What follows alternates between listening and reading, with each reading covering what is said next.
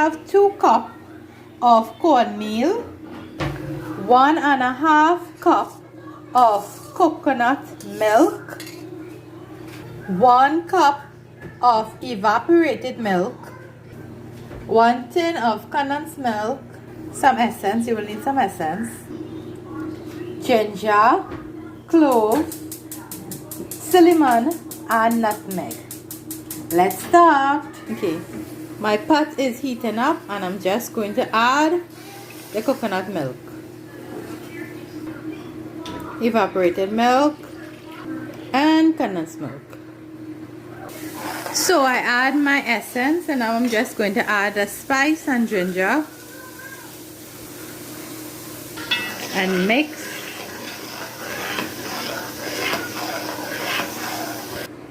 So at this stage you're going to need your whisk to stir. It's going to be a lot of stirring when I start to add the cornmeal.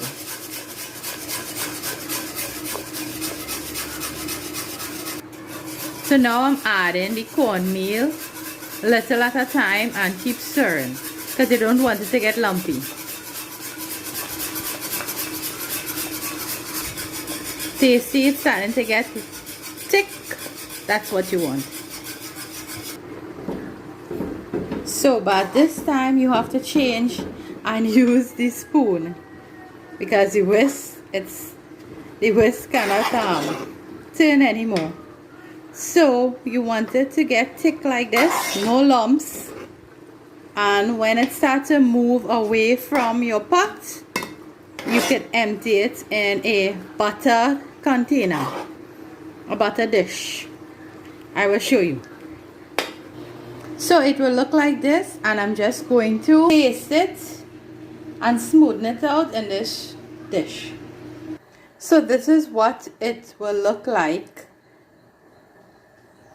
Right, you could add raisin to it, but I didn't add any.